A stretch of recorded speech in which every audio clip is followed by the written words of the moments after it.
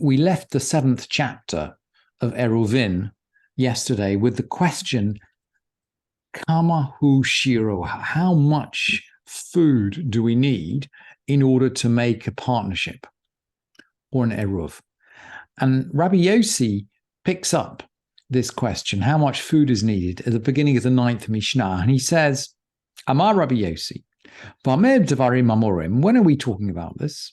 And he answers, Bitchilat eruv, at the beginning of the eruv. And I think he's talking about when Shabbat comes in. So in other words, when we establish the eruv, it has to have the minimum quantity of food.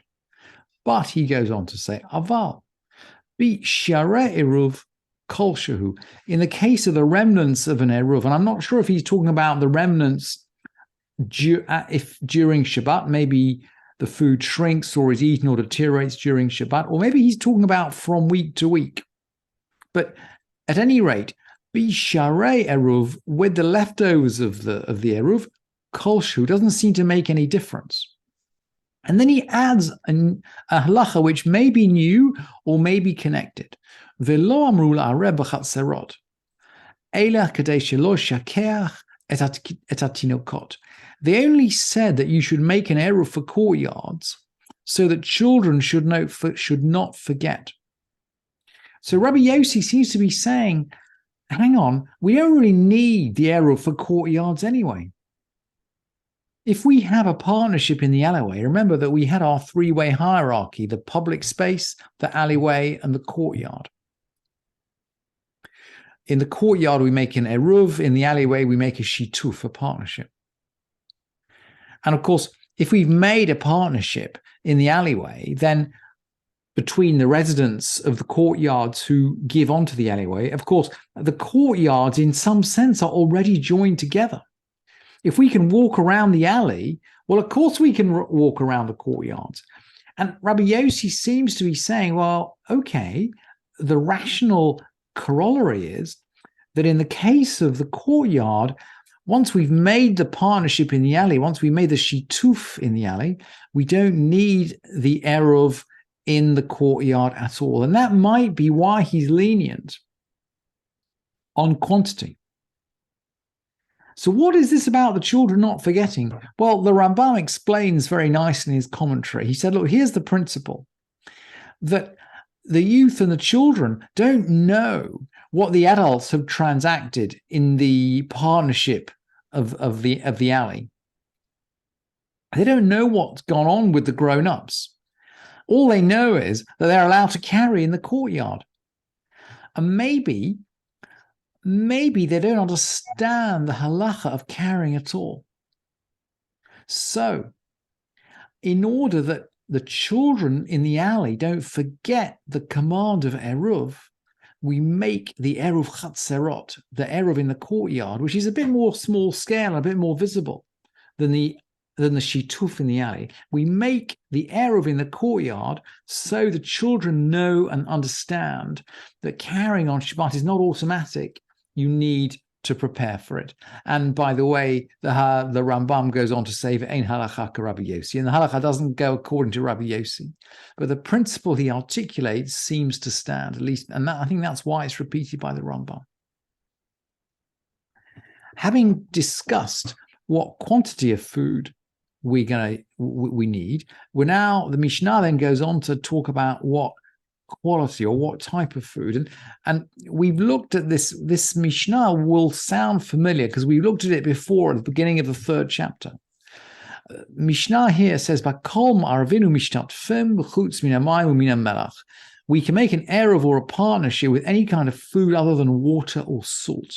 Divrei Rabbi Eliezer, and we had this in the 3rd chapter. They can make bakolm arvinu mishtatfim chutz min hamayim umin hamelach. And by the way, in the 3rd chapter, this is given as an anonymous teaching. It's not in the name Rabbi Eliezer, and it's connected with Maaser Sheni. V'hakol nikach b'kesef Maaser Sheni chutz min hamayim umin hamelach. You can buy anything with Maaser Sheni money except water and salt. That's in the 3rd chapter. There's something about water and salt. I mean, in the 3rd chapter, there's a whole list of of different halachot to which water and salt are exceptions. Water and salt doesn't seem to be proper food. But anyway, in the 7th chapter, in our chapter, Rabbi Eliezer says you can use any food other than water and salt. Rabbi Yoshua says, Kikarhu eruv, you need a loaf of bread, and he means a whole loaf of bread for a valid eruv. Afilu ma'afer se'ah v'hi prusa, even a baking of 1 se'ah. Now, this is a giant loaf. A se'ah is basically 6 quarts of flour. It's 144 eggs in the Talmudic. This is a giant quantity. This is a giant loaf, right? A baking of 1 se'ah. But Rabbi Yoshua says even a whole se'ah, the hiprusa, if it's sliced, ein marvin by, it may not be used for an eruv. While kikar b'isar, while the loaf of a value of an isar is basically, I think it's 4 peruta. A peruta is basically a penny. It's the smallest possible unit. An isar is 4 peruta, so it's not quite nothing, but it's close to nothing. A loaf of the value of an isar, vehu shalem, providing it's whole, can be used for an eruv. And we talked before about the kind of the leitmotif of the whole loaf. The loaf is crucial for Shabbat. We have 2 whole loaves on our table at each meal.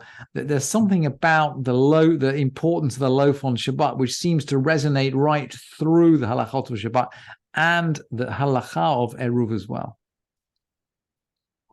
So the Mishnah goes on, well, do you need the loaf itself, or could you have money which symbolizes the loaf? No, a person could give a ma'ah. A ma'ah, I think from memory, is about 6. It's about 4 or 6 isar anyway. I think it's 4 isar. It's 4 isar. So this is 4 times the value of the miniature loaf we talked about earlier. You could give a ma'ah to a shopkeeper or a baker in order that he should give you a share in the eruv. Divrei Rabbi Eliezer. You'll see a pattern in these Mishnayot that Rabbi Eliezer brings the halacha and the Chachamim seem to disagree. Chachamim omrim, and the sages say, lo zachu lo ma'otov, the money does not acquire shares for him. I'm sorry, there's an error in the translation here. The sages say his money does not acquire a share for him. Umodeh bishar kol adam shezachu lo ma'otav she'ein marvin la'adam ele mida'ato. And they agree that in the case of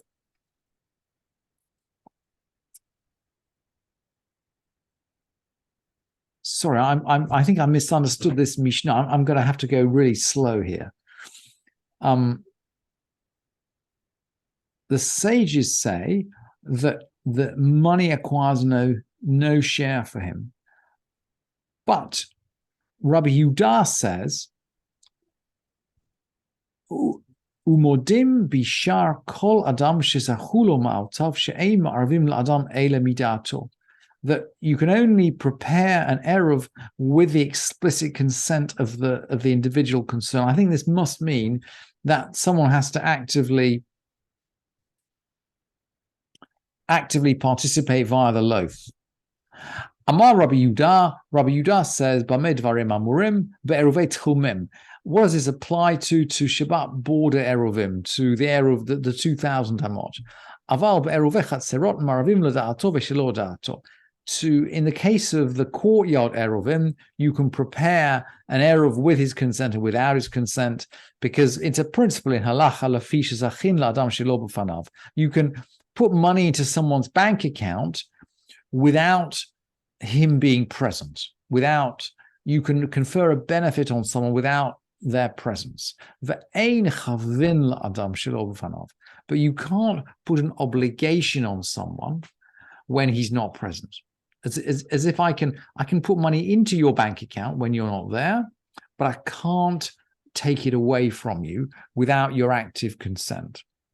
And the eruv is a benefit. So the halacha seems to be saying, look, actually we can, the baker or the shopkeeper can make someone part of the eruv without him being there.